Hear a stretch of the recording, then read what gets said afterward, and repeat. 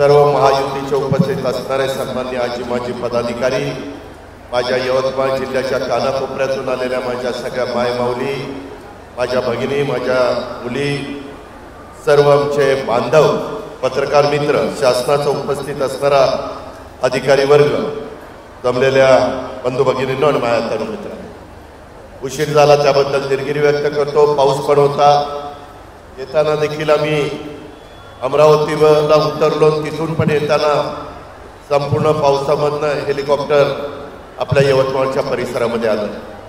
परंतु कोणत्याही परिस्थितीमध्ये जायचं आणि आपल्या मायमाऊलींना, आपल्या लाडक्या बहिणींना भेटायचं, याच उद्देशाने आम्ही सगळेजण आलो. निसर्गाने पण साथ दिली आणि प्रचंड संख्येने माझ्या मायमाऊली बांधव इथं उपस्थित राहिले. त्याबद्दल त्या सर्वांचं स्वागत करतो. त्या सर्वांचा धन्यवाद देखील देतो. एक चांगला कार्यक्रम घेऊन महायुतीचं सरकार महाराष्ट्रामध्ये वेगवेगळ्या भागामध्ये जात आहे. चांगल्या योजना घेऊन जात आहे. एकंदरीतच यवतमाळला एक ऐतिहासिक, सांस्कृतिक, पवित्र झुंजार भूमीत आम्ही सगळेजण अनेकदा आलेलो आहे. परंतु एकंदरीत या परिसरामध्ये येत असताना यवतमाळचे सुपुत्र, राज्याचे हरित क्रांतीचे प्रणेते, माजी मुख्यमंत्री स्वर्गीय वसंतराव नाईक साहेब, थोर स्वातंत्र्य सेनानी लोकनायक बापूजी हाणे आणि माजी मुख्यमंत्री सुधाकरराव नाईक साहेबांच्या स्मृतीला अभिवादन करतो. अष्टविनायकापैकी एक असणाऱ्या कळंबच्या श्री चिंतामणीच्या चरणी देखील वंदन करतो.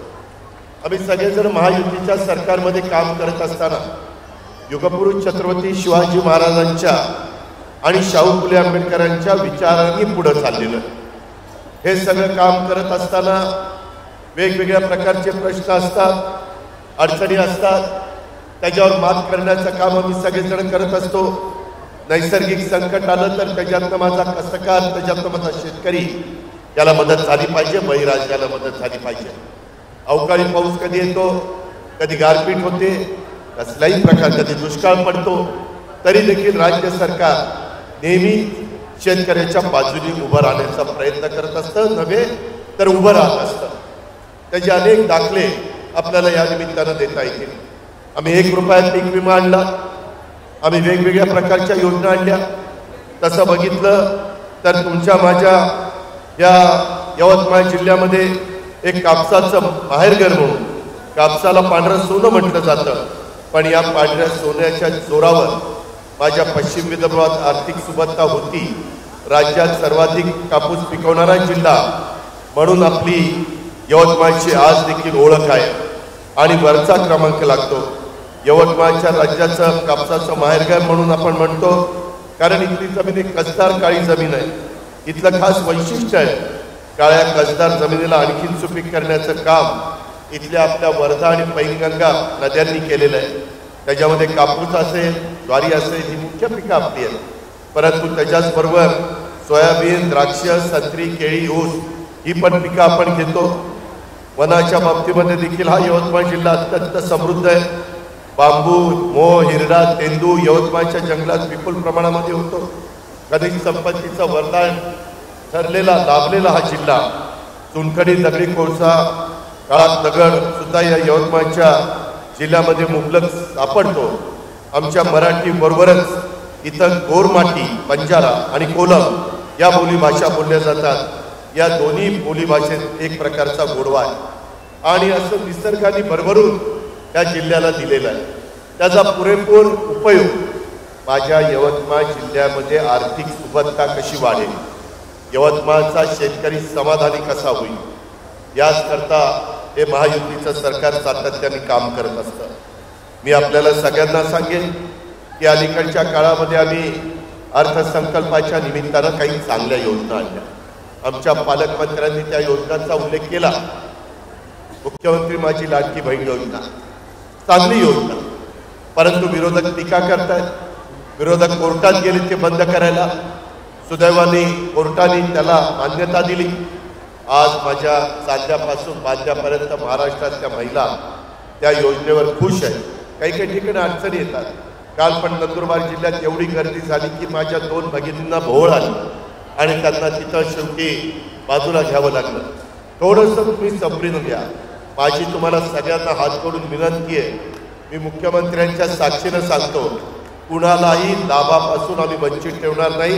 आम्ही जी नियमावली ठरवलेली आहे त्या नियमावलीमध्ये तुम्ही बसला तर तुम्हाला लाभ मिळणार म्हणजे मिळणार. रक्षाबंधन होऊन गेलं, आज देखील माझ्या बहिणी आम्हाला सगळ्यांना मोठ्या संख्येने राखी बांधतात. ओवाळणीच्या निमित्तानं आम्ही पहिले 3,000 रुपये सोडलेले आहेत. दर महिन्याला 3,000 रुपये मिळणार आहेत. ही एक छोटी भेट आहे. मी असं म्हणत नाही की यानं बरंच काही होईल, परंतु ह्याच्यातून 45,000 कोटी रुपये वर्षाला माझ्या ग्रामीण भागातल्या शहरी भागातल्या गोरगरीब घरातल्या महिलांना मिळणार आहे. हा त्यांचा हक्क आहे, हा त्यांचा अधिकार आहे, हा त्यांना मिळाला पाहिजे.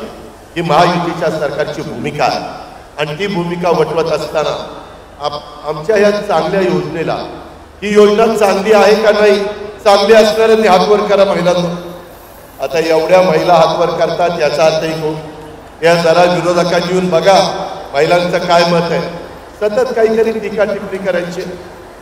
महिलांना माझ्या मायबाऊंना मला सांगायचं आहे, काही गोष्टी कधीतरी चुकीच्या घडतात, काही विकृत माणसं असतात, काही नराधम असतात आणि तिथं काहीतरी घडलं की आमच्यावर टीका होते.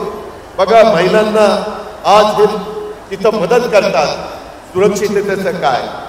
सुरक्षिततेच्या बाबतीमध्ये राज्य सरकार डोळ्यात तेल घालून त्या ठिकाणी बघत आहे. स्वतः गृहमंत्र्यांनी आता पुन्हा 7,500 पोलिसांची भरती त्याची ऑर्डर काढलेली. आज कुठल्याही परिस्थितीत माझा डोंगरी भाग, आदिवासी भाग, सखल भाग, शहरी भाग, ग्रामीण भाग, विदर्भ, मराठवाडा, उत्तर महाराष्ट्र, कोकण, पश्चिम महाराष्ट्र, मुंबई, कुठंच कायदा सुव्यवस्था अडचणीत येता कामा नये याकरता कडक मधले कडक कायदे केले जातात. पण काही नराधम, काही विकृत माणसं काही गोष्टी करतात आणि त्याला या योजनेशी कुठेतरी जोडण्याचा प्रयत्न विरोधक करतात. माझी विरोधकांना पण विनंती आहे, ठीक आहे, राज्यकर्ते अनेक आजपर्यंत होऊन गेले, वेगवेगळ्या घटना अनेकांच्या काळात घडल्या. मी कुठल्याही घटनेचं समर्थन करणारा नाही. जो चुकीचं वागेल त्याला शासन झालंच पाहिजे. तो किती मोठ्या बापाचा असू द्या किंवा किती मोठ्या वकिलाचा असू द्या, त्याची फिकर आम्ही करणार नाही. त्याला पूर्णपणे इतकं कडक शासन करणार आमचा तर प्रयत्न चाललाय. ते शक्ती कायदा आपण दिल्लीमध्ये राष्ट्रपती महोदयांच्याकडे गेला, तो लवकर मंजूर करून आणायचा आहे.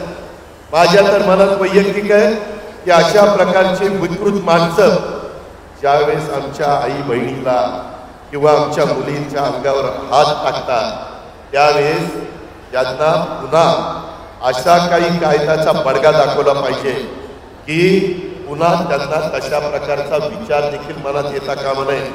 त्यांचं माझ्या भाषेत सांगायचं तर सामानच काढून टाकलं पाहिजे. कारण नाही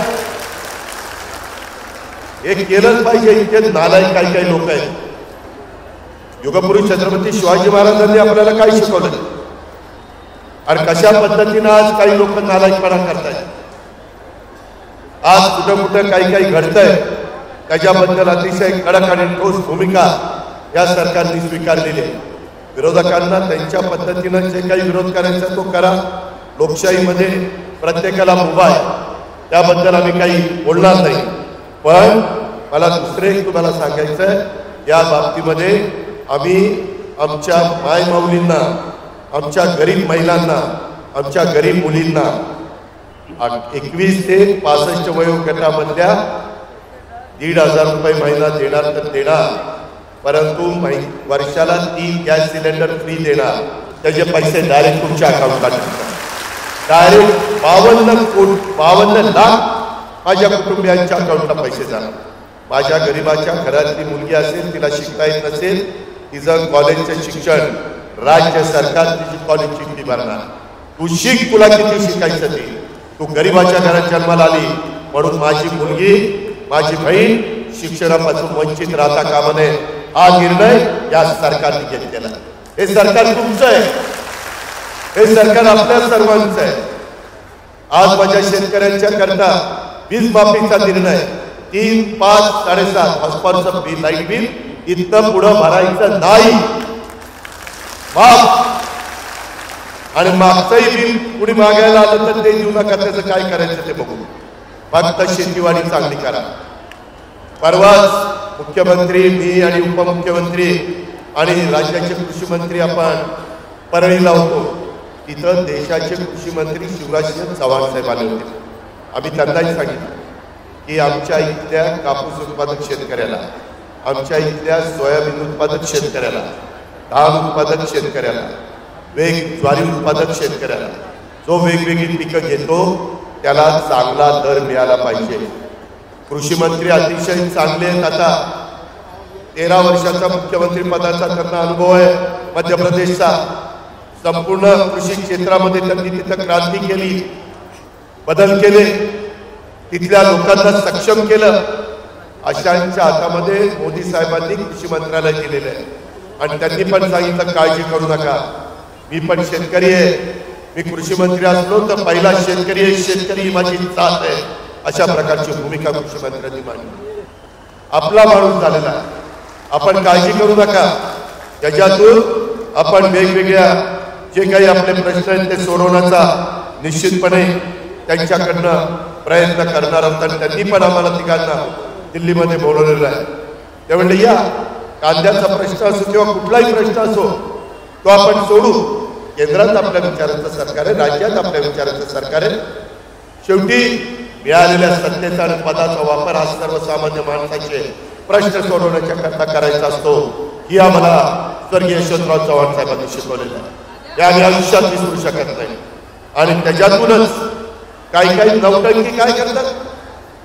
देवेंद्र फडणवीसांनी मला सांगितलं होतं, मुख्यमंत्र्यांना सांगितलं, आचारसंहिता लागायच्या आत नारपार योजना आपल्याला आणायची आणि कॅबिनेटमध्ये घ्यायची. आजच कॅबिनेट होती पण इथल्या कार्यक्रमामुळे ती पुढे ढकलली. कॅबिनेटला कुठला विषय येणार कळलं की विरोधक पाण्यामध्ये जाऊन बसतात, आंदोलन करतात. अरे पठ्यानो, विषय आलेला आहे, आम्ही मंजुरी देणार आहे. पैनगंगा वैनगंगा प्रकल्प दिली ना मंजुरी. शेवटी माझ्या शेतकऱ्यांचे प्रश्न सोडवले पाहिजे. त्याच्यामध्ये कारण नसताना आंदोलन करून एखाद्या योजनेचं क्रेडिट आपल्याला कसं मिळेल अशा प्रकारचा केविलवाणा प्रयत्न काही लोक या राज्यामध्ये करतात. याही गोष्टीचा आपण सगळ्यांनी निश्चितपणे लक्षामध्ये ठेवलं पाहिजे. अशा प्रकारचं माझं आपल्याला सगळ्यांना आव्हान आहे. वेगवेगळ्या प्रश्नांच्या करता आमचे संजय राठोड असतील, बाकीचे सगळे सहकारी असतील, सगळे आमचे लोकप्रतिनिधी असतील, सतत प्रयत्न करत असतात. आपल्या इथं वंजारा समाजाची काशी म्हणून ओळखलं असलेल्या पोहरादेवीच्या विकासासाठी 593 कोटी रुपयाचं विकास काम आपण सुरू केलं. 593 कोटी. थोर समाजसेवक संत सेवालाल महाराजांच्या राष्ट्रीय विचारांचा आणि कार्याचा प्रसार करण्यासाठी हे महायुतीचं सरकार कटिबद्ध आहे. पोहरादेवी परिसराच्या सर्वांगीण विकासासाठी महायुतीचं सरकार कटिबद्ध असून पोहरादेवीच्या विकासासाठी निधीची कमतरता भासू दिली जाणार नाही ही ग्वाही देखील मी मुख्यमंत्र्यांच्या साक्षीने सगळ्यांना देऊ इच्छितो. इतर पण काही योजना आहेत त्याही बद्दल तुम्ही काळजी करू नका. फक्त खोट्या नाट्या प्रचाराला बळी पडू नका. माझी विनंती आहे की विरोधक म्हणतात या योजना अवघडकेट आहे, अजिबात नाही. मी 10व्यांदा अर्थसंकल्प सादर केला. मी फार बारकाईने त्या सगळ्या गोष्टीचा विचार केला. यांनाही सगळे अनुभवी आहे आणि या योजना पुढेही आपल्याला चालवायच्या की नाही चालवायच्या. कशा चालवायच्या त्याकरता तुमच्या हातात ते सगळं आहे.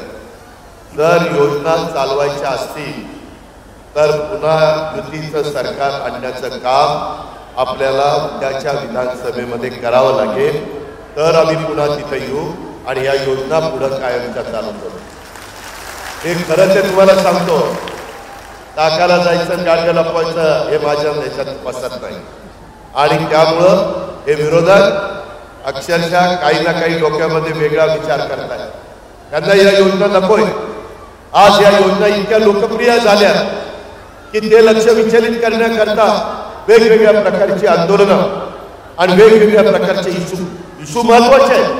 त्याबद्दल दुमत नाही, त्याच्यात कुणीच पाठीशी घालणार नाही. त्याकरता आम्ही पडेल ती किंमत मोजावी लागली तरी चालेल अशा प्रकारची भूमिका स्वीकारलेली आहे. पण त्या विकृत माणसाला आणि त्या घराधामाला कायमचा तिथं त्याचा बंदोबस्त केल्याशिवाय आम्ही गप्प बसणार नाही. ही पण ग्वाही मी आपल्याला देतो. या लोकांना फाशीची शिक्षा, दुसरी शिक्षाच नाही, तिथं लवकरात लवकर फास्ट ट्रॅकवर ती मॅटर घ्यायची, चांगल्यातल्या चांगला वकील लावायचा आणि त्याला फाशी द्यायची. ही भूमिका या महायुतीच्या सरकारची आहे. ही पण आपण सगळ्यांनी लक्षामध्ये घ्या. आज एका चांगल्या कार्यक्रमाच्या निमित्तानं आपण जमलोय. अजून दोघांना भाषणं त्या ठिकाणी करायची आहेत. या योजनेमुळे ग्रामीण आणि शहरी अर्थचक्राला गती मिळणार आहे, मोठ्या प्रमाणावर त्याची उलाढाल होणार आहे. ही पण बाब लक्षात घ्या. एकच जरा काल वाईट घडलं. आपल्यातले काही भुसावळचे, जळगाव जिल्ह्यातले काही आपले बांधव, काही भाविक आणि काही प्रवासी हे नेपाळच्या दौऱ्यावर गेलेले होते आणि दुर्दैवाने ही बस दरीमध्ये कोसळली आणि त्याच्यामध्ये निष्पाप 27 भाविकांचा मृत्यू झाला. त्यांना मी भावपूर्ण श्रद्धांजली अर्पण करतो.